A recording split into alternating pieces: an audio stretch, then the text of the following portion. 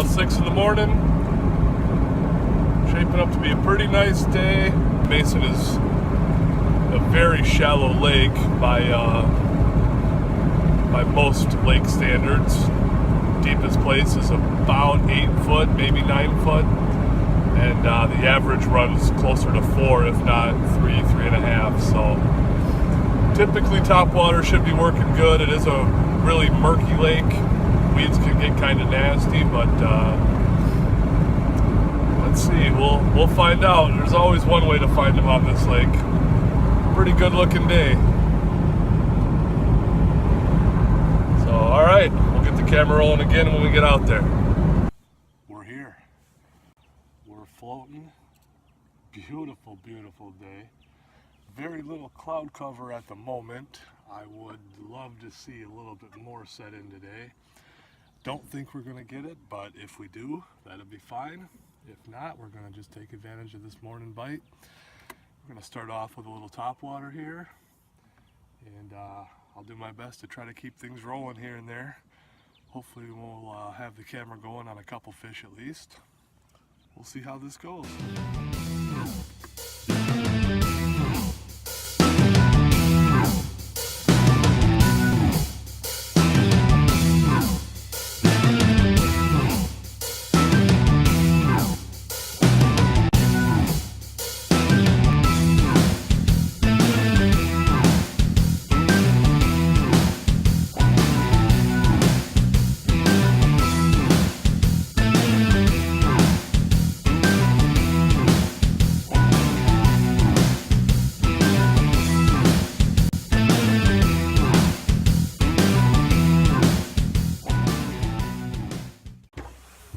Well, so far the bite has been slow to say the least. A couple on some Senkos, just dropping in the weeds, but the topwater bite just hasn't been here today. We've got a little bit of rain right now.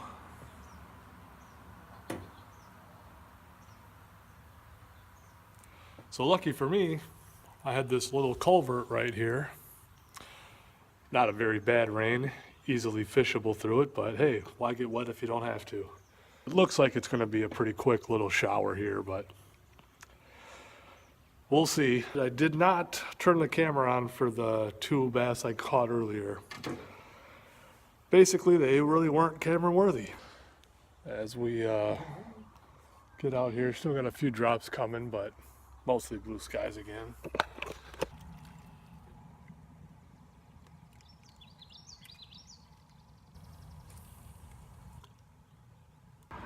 Well, what just happened, got this chunk over here in the water. You got these root system coming up there. Calm water, slight breeze, but they just started wiggling. And they were wiggling pretty good. The likely fish, the likely culprit of said wiggle would be carp. A lot of people come to this side of the lake either bow fishing or spearing. And almost right on cue I hear a little carp splash. Very telltale flop flop flop sounds come from their splash. We're not going to go too far into here. We're just going to see if anything by this inlet or outlet, whatever you want to call it, is active, and I'm going to get back out onto the main lake.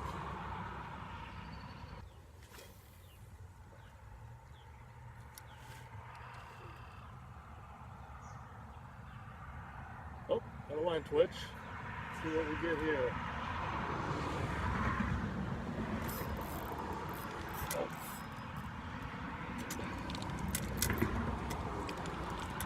Ah, damn it. He was there, but he wrapped me around those pads so bad that I lost him, and I lost the worm in the process. Son of a gun.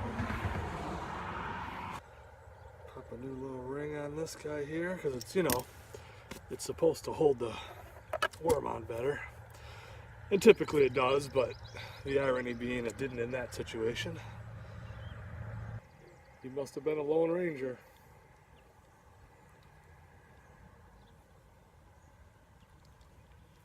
Of course, can't really rule out the possibility of a pike as well. I've definitely caught my fair share of those on Senkos, which is the reason I have added that floral leader on there. Probably not going to fend off a big one, but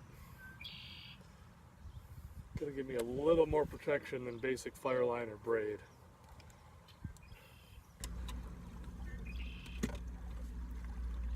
I'm not a big fan of live bait. I've used it a lot, especially growing up, and there's definitely scenarios where you need it. But once in a while I'll get in that mood, or I might take someone fishing who definitely wants to have a good fish dinner. Maybe someone who doesn't get out or doesn't have a boat or doesn't know how to fish. You name it. A lot of scenarios there. But yeah, in those situations I'll switch to live bait.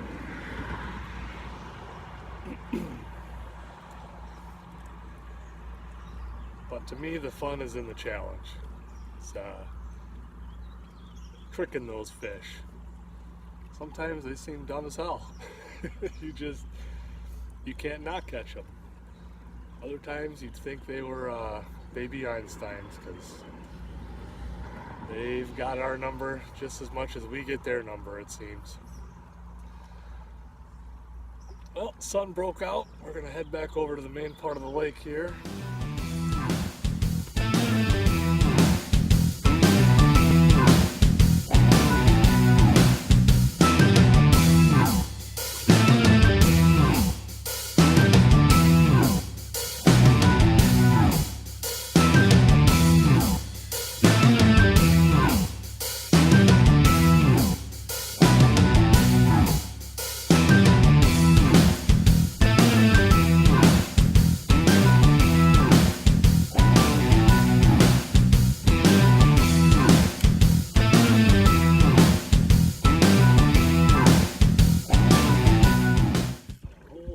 Ducks coming up to me.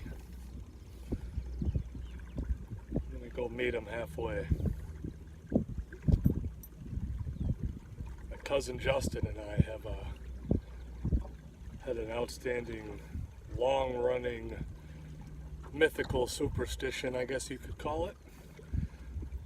We used to fish down on the Rock River, and when the ducks came by, the fish followed them.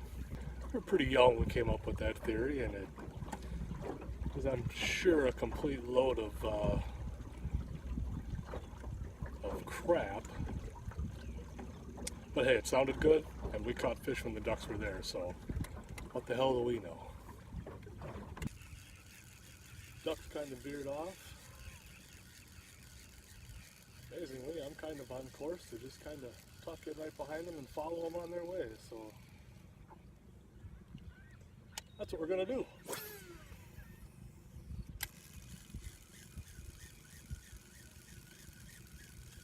So this path's for you, Justin. Following the ducks. And those of you that know me are probably saying, why hasn't he pulled out the lure yet? For those of you that don't know me, I'm pulling out the lure. That right there is the lure. Otherwise known as a 1/2 ounce Berkeley WarPig.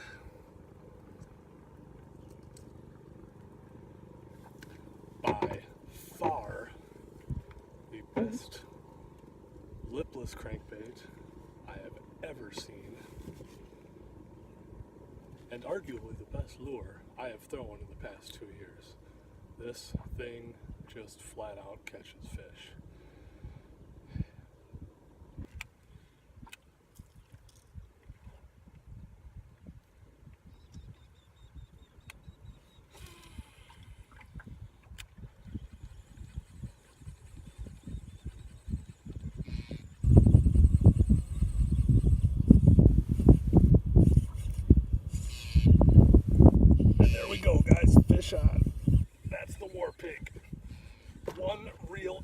is all it took.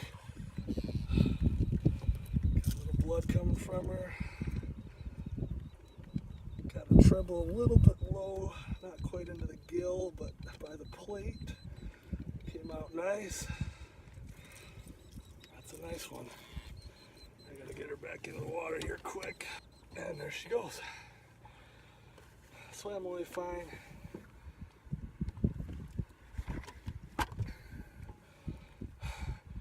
That proves it right there, guys. The frickin' WarPig.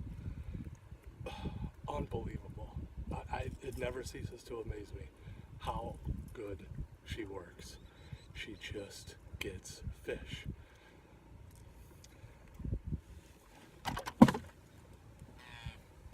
What's Berkeley's tagline? We catch fish. Is that Berkeley? I think it is. I hope it is now that I'm saying it, but yeah, when it comes to the WarPig, they got it right.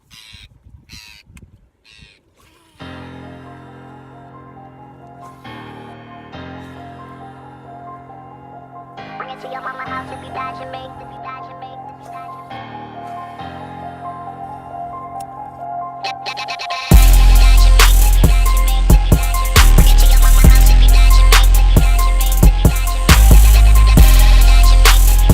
Let's go!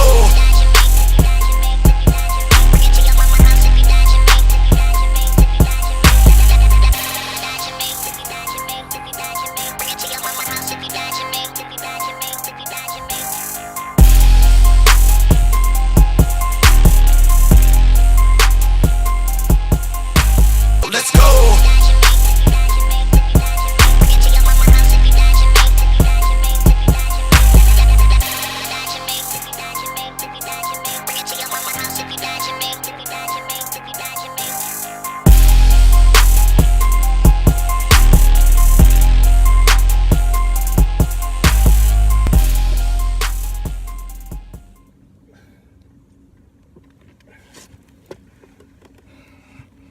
It's the WarPig, guys.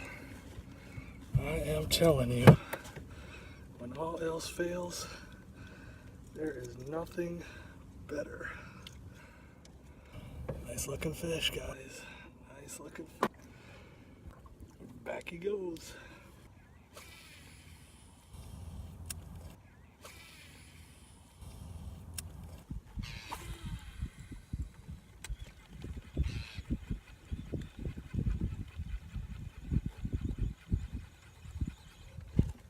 There we go. There's another one, guys. That's the WarPig. Oh my God. I told you I had a couple tricks up my sleeve just in case. Oh, very bad hook. Oh, I'm gonna lose her. I'm gonna lose her.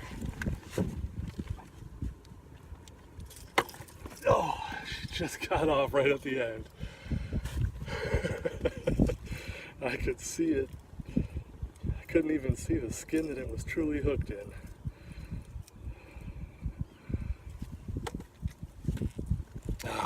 But won't count it as a landed fish, but that's okay.